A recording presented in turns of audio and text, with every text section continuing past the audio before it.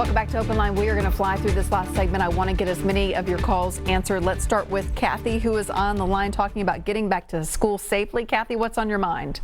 Hi, Carrie. Thank you for taking my call. And ladies, thank you for teaching.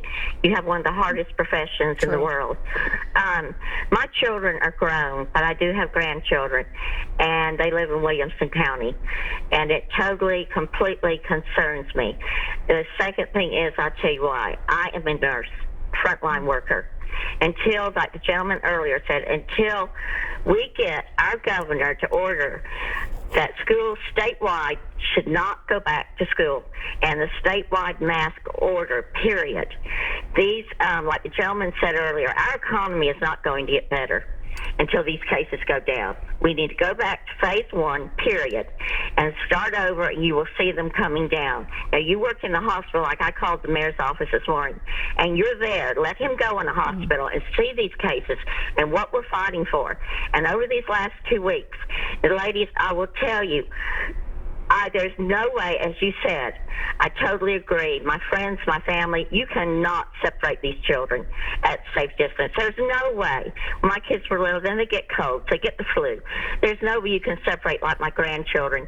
6 and 7 years old, Until we need to go back to phase one. You teachers need to have the supply. You should have had the raise that you asked for, period. I'm upset about that.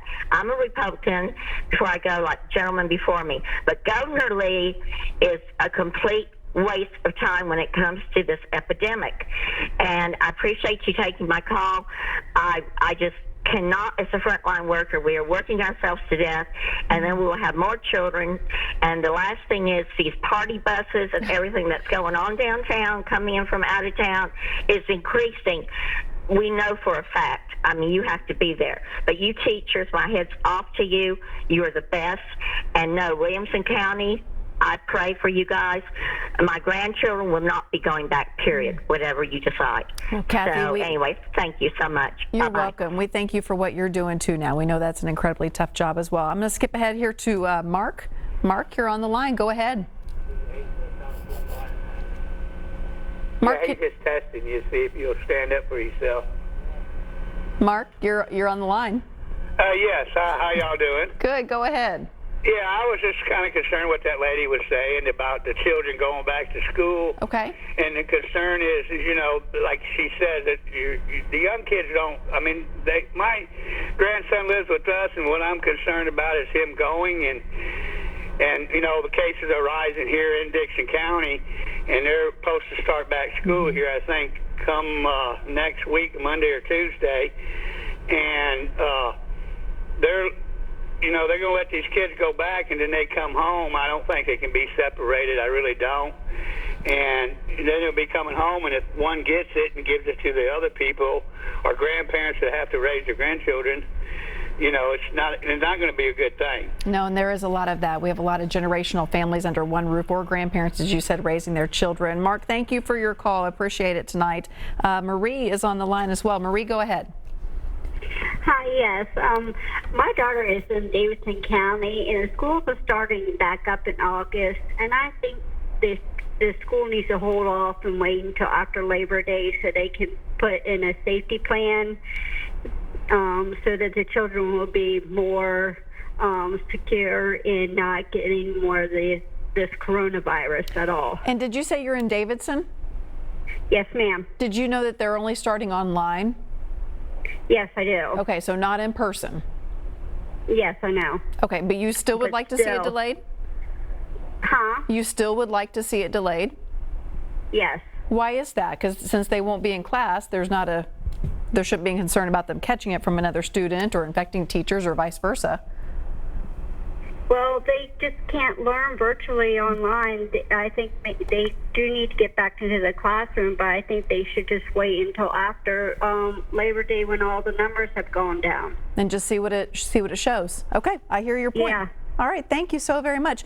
She brings up a very interesting point. Should we just push this back a little bit to say, if we wait a few weeks, maybe we can just start in person?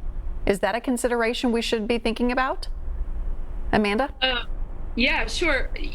What maybe people don't always know is that setting a school calendar is an extremely complex task and actually has to go through the state.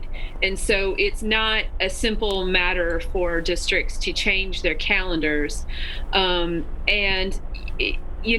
other thing is, I hope and pray the numbers have dropped by Labor Day, but I'm not real optimistic at this point.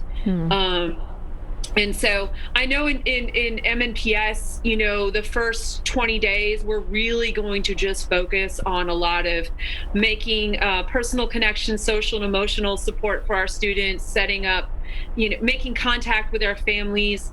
We know that the rollout is going to be tough, and it's going to take a lot to make sure that we can connect with all of our families, but we're pretty dedicated to that.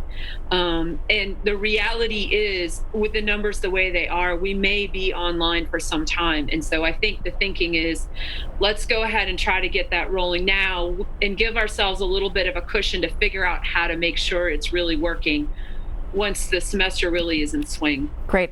We have one more caller on the line. I'm going to see if we can get through all of these, which will be amazing. Janet, you are on the line. You're going to be our last caller. What's your comment or question? My comment is that I realize it's an economic situation that probably the governor is considering. Why don't they, and some parents are having to work and they don't have child care. Why don't they use the school as a daycare, as a practice ground to see what's the problem, how many kids are going to have that don't have daycare, and the problems that it is causing for the working parents, and that way these children can use the school as a daycare, and that will give some kind of information as to what problems they're going to have. You won't have the school full, so maybe we should have those that don't have daycare.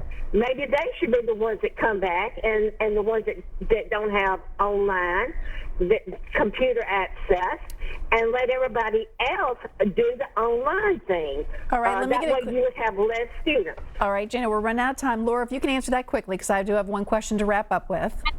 We're not willing to risk even one life. I mean, just because you're the child of a working parent doesn't mean that you should be a guinea pig. I mean, once you start putting numerous children into a school and calling it daycare, that looks a lot like school to me. So before we go, we have about a minute or so left. Please tell me what you want to hear from the governor tomorrow. Laura? How many deaths will it take?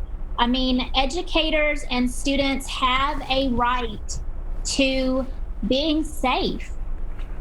Amanda, what do you want to hear from the governor? The same thing.